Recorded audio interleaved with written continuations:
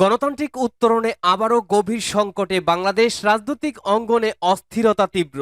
এছাড়া চাঁদাবাজি, দখলবাজি, হত্যাসহ থেমে নেই মবক্রেসি। সামাল দিতে হিমশিম সরকারের। এর মাঝেই ত্রয়োদশ সংসদ নির্বাচনের ইঙ্গিত ডক্টর ইউনূসের। নির্বাচন ঘিরে বাড়ছে উত্তাপ। জানিয়ে দেব বর্তমান পরিস্থিতিতে আমাদের হাতে থাকা সর্বশেষ আপডেট সংবাদ। শুরুতেই শিরোনাম। জামায়াতের সঙ্গে জোটের সুযোগ নেই, এনসিপির জন্য আলোচনার দরজা খোলা। ইউএনবিকে সাক্ষাৎকারে বললেন সালাউদ্দিন আহমেদ। এদিকে ব্যবসায়ী হত্যা, যুবদলের দুই নেতাকে আজীবন বহিষ্কার, আইনি ব্যবস্থা নিতে আহ্বান। জানাবো ফেব্রুয়ারি ধরেই প্রস্তুতি দলগুলোর। ভোট নিয়ে ধোঁয়াশা কেটেছে, নতুন মেরুকরণের আভাস। জামায়াতের সঙ্গে জোটের সুযোগ নেই, এনসিপির সঙ্গে আলোচনা উন্মুক্ত। জানাবো ব্যবসায়ীদের চাঁদাবাজদের কবল থেকে রক্ষা করব বললেন নাহিদ ইসলাম। এবং সর্বশেষ জানাবো বিএনপি ক্ষমতার জন্য নয়, গণতন্ত্র উদ্ধারের জন্য পাগল বলেছেন গয়েশ্বর চন্দ্র রায়। গুরুত্বপূর্ণ আপডেট বাংলা সংবাদের শিরোনামগুলো শুনছিলেন, এবারে থাকবে বিস্তারিত। জামায়াতের সঙ্গে জোটের সুযোগ নেই, এনসিপির জন্য আলোচনার দরজা খোলা। ইউএনবিকে সাক্ষাৎকারে বললেন সালাউদ্দিন আহমেদ। দীর্ঘদিনের রাজনৈতিক মিত্র বাংলাদেশ জামায়াতে ইসলামীকে সঙ্গে নিয়ে নির্বাচনী জোট গঠনের সম্ভাবনা সরাসরি নাকচ করে দিয়েছেন বিএনপির স্থায়ী কমিটির সদস্য সালাউদ্দিন আহমেদ। তবে নির্বাচনের তফসিল ঘোষণার আগ পর্যন্ত জাতীয় নাগরিক পার্টি এনসিপির সঙ্গে আলোচনার দরজা খোলা রয়েছে বলে ইঙ্গিত দিয়েছেন তিনি। ইউএনবিকে দেয়া এক সাক্ষাৎকারে তিনি বলেন, বিভিন্ন রাজনৈতিক দল নির্বাচন ঘিরে যে দাবি দাওয়া তুলছে তা তাদের বৃহত্তর কৌশলের অংশ। পাশাপাশি অন্তর্বর্তীকালীন সরকারের অধীনেই আগামী বছরের ফেব্রুয়ারির মধ্যভাগে জাতীয় নির্বাচন অনুষ্ঠিত হবে বলে আশাবাদ ব্যক্ত করেন তিনি। সংস্কার প্রস্তাব নিয়ে জাতীয় ঐক্যমত্য কমিশনের আলোচনাকে দ্রুত শেষ করার তাগিদ দিয়ে তিনি বলেন, সতর্ক করেছেন যে অপ্রয়োজনীয় দীর্ঘসূত্রতা নির্বাচন প্রক্রিয়ায় বিঘ্ন ঘটাতে পারে। সালাউদ্দিন বলেন, জামায়াতে ইসলামীকে নিয়ে নির্বাচনী জোটের কোনো সম্ভাবনা আমি দেখছি না। অতীতে কৌশলগত কারণে আমরা জামায়াতের সঙ্গে জোট করেছি, কিন্তু এবার তাদের সঙ্গে জোট গঠনের প্রয়োজন অনুভব করছি না। তিনি জানান, বিএনপি এখন মূলত সেই দলগুলোর সঙ্গে জোট ও জাতীয় সরকার গঠনে মনোযোগী যারা একযোগে আন্দোলনে এবং গণতান্ত্রিক সংগ্রামে অংশ নিয়েছে। তার কথায় এখন এর বাইরে কিছু ভাবা হচ্ছে না। এনসিপির সঙ্গে সম্ভাব্য জোট গঠনের প্রসঙ্গে জানতে চাইলে বিএনপির এই নেতা বলেন, নির্বাচনের তফসিল ঘোষণার আগ পর্যন্ত রাজনৈতিক জোট নিয়ে আলোচনা চলবে, কি হয় তা সময়ই বলে দেবে। তিনি আরো বলেন, সব গণতান্ত্রিক দলই নির্বাচনের আগে নানা কৌশল গ্রহণ করবে। বিএনপি শেষ পর্যন্ত কি কৌশল অবলম্বন করে এবং কার সঙ্গে জোট করে তার জন্য অপেক্ষা করতে হবে। জাতীয় ঐক্যমত্য কমিশনের দীর্ঘ আলোচনার প্রতি অসন্তোষ জানিয়ে সালাউদ্দিন বলেন, আমার মনে হয় এই আলোচনা অপ্রয়োজনীয়ভাবে দীর্ঘায়িত হচ্ছে। যুক্তিসঙ্গত সময়ের মধ্যেই আলোচনা শেষ হওয়া উচিত ছিল। ঐক্যমত্য কমিশনের বৈঠক পরিচালনায় কিছু ঘাটতি রয়েছে, যা পুরো প্রক্রিয়াকে সময় সাপেক্ষ করে তুলেছে। আশা করি এই আলোচনা আর বেশি দিন চলবে না। এটা এখন সারসংক্ষেপ ও সিদ্ধান্তে পৌঁছানো দরকার।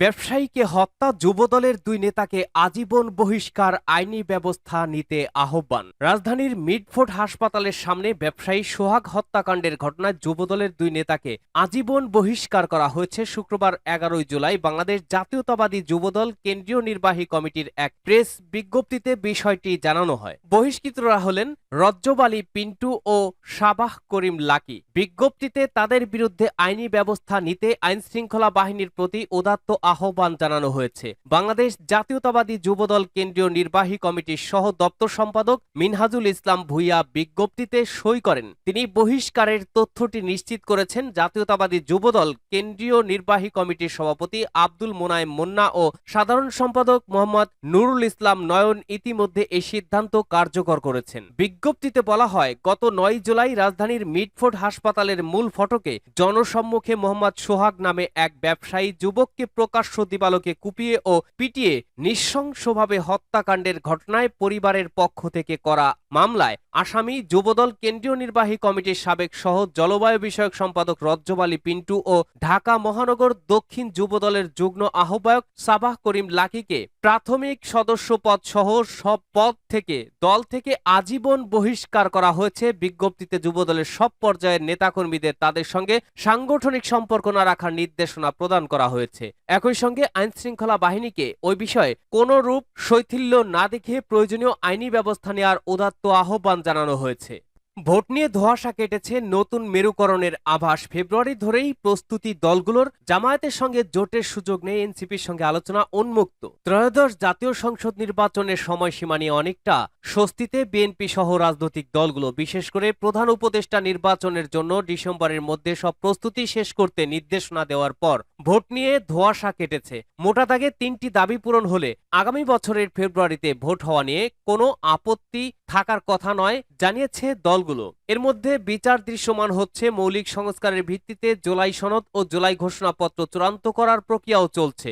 সবকিছু ইতিবাচক পথে চলায় মাঠের চিত্র পাল্টাতে শুরু করেছে। নির্বাচনী ট্রেনে উঠছে বিএনপি সহ রাজনৈতিক দলগুলো। এদিকে নির্বাচন কেন্দ্র করে রাজনীতিতে নতুন মেরুকরণের আভাস পাওয়া যাচ্ছে। সেক্ষেত্রে জামায়াতে ইসলামের সঙ্গে নির্বাচনী জোট বা সমঝোতা না করার কথা স্পষ্টভাবেই দেশের বৃহত্তম রাজনৈতিক দল বিএনপি জানিয়ে দিয়েছে। তবে তরুণদের দল জাতীয় নাগরিক পার্টি এনসিপির সঙ্গে আলোচনার দরজা খোলা রাখার ইঙ্গিত দিয়েছে দলটি। তবে নির্বাচনের তফসিল ঘোষণার আগ পর্যন্ত জাতীয় নাগরিক পার্টি এনসিপির সঙ্গে আলোচনার দরজা খোলা রয়েছে এমন ইঙ্গিত দিয়ে বিএনপি নেতা বলেন, কি হয় তা সময় বলে দেবে। সব গণতান্ত্রিক দলই নির্বাচনের আগে নানা কৌশল গ্রহণ করবে। বিএনপি শেষ পর্যন্ত কি কৌশল অবলম্বন করে এবং কার সঙ্গে জোট করে এর জন্য অপেক্ষা করতে হবে। এনসিপির সিনিয়র যুগ্ম আহ্বায়ক আরিফুল ইসলাম আদিব যুগান্তরকে বলেন, এনসিপি নির্বাচনের আগে জুলাই ঘোষণাপত্র ও মৌলিক সংস্কারের ভিত্তিতে জুলাই সনদ দেখতে চায়। এছাড়া জুলাই গণহত্যার বিচারের দৃশ্যমান অগ্রগতিও আমরা দেখতে চাই। এর আগে আমরা নির্বাচনের বিষয়ে ভাবছি না। তবে ডিসেম্বরের মধ্যে যদি জুলাই ঘোষণাপত্র ও জুলাই সনদ হয় এবং বিচার দৃশ্যমান অগ্রগতি সম্ভব হয়, তাহলে নির্বাচনে তারিখ সময় নিয়ে আমাদের কোনো আপত্তি থাকবে না। এক প্রশ্নের জবাবে তিনি বলেন, নির্বাচনী জোটের বিষয়ে বিএনপির সঙ্গে আমাদের সরাসরি কথা হয়নি। আমরা এই মুহূর্তে নির্বাচনী জোট নিয়ে ভাবছি না। এদিকে জামায়াতে ইসলামীও একটি নির্বাচনী সমঝোতা করার চেষ্টা করছে ইসলামপন্থী দলগুলোর সঙ্গে। ব্যালটে ইসলামপন্থী দলগুলোকে একসঙ্গে চায়, যদিও আদর্শগত মতপার্থক্যের কারণে ইসলামী দলগুলোর মধ্যে বিভক্তি রয়েছে।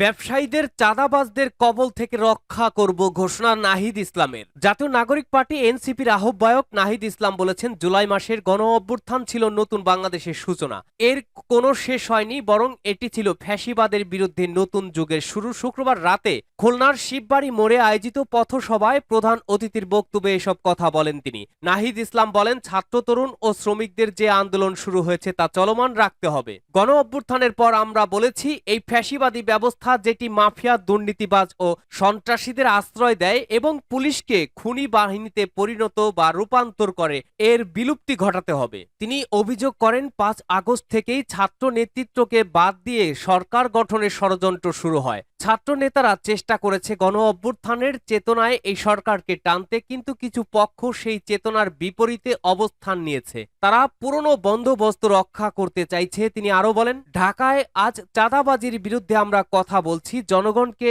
আহ্বান করছি, প্রস্তুত হন, আবারও রাজপথে নামতে হবে। শহীদরা আমাদের এই দায়িত্ব দিয়ে গেছেন।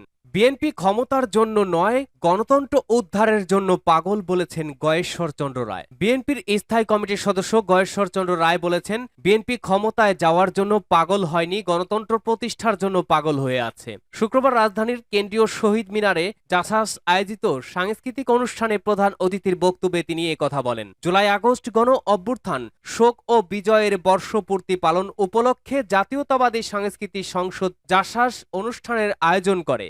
বিভিন্ন রাজনৈতিক দল বিএনপির পেছনে লেগেছে মন্তব্য করে গয়েশ্বর বলেন, রাজনীতিতে দায়িত্বশীলতার প্রয়োজন আছে। বিএনপি তো এখনো ক্ষমতায় যায়নি। বিএনপির পেছনে দলগুলো লাগা দেখে এখন আমার মনে হয় বিএনপি ক্ষমতায় যাবে। বিএনপি যাতে ক্ষমতায় যেতে না পারে তার জন্য তারা একত্রিত হয়েছে। সুতরাং আমি প্রত্যাশা করি একটা অবাধ সুষ্ঠু নির্বাচন অনুষ্ঠিত হবে। ডক্টর ইউনূস একটি সুষ্ঠু নির্বাচন করলে কেউ বাধা দিয়ে রাখতে পারবে না, জনগণ রুখে দেবে।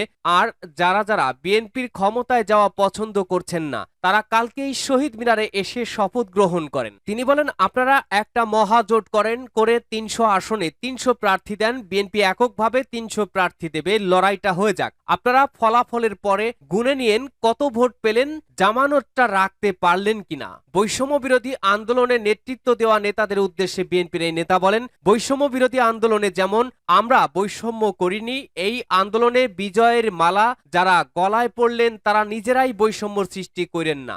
ইতিমধ্যেই আপনাদের কর্মকাণ্ড সমাজে নতুন করে বৈষম্যের সৃষ্টি করছে।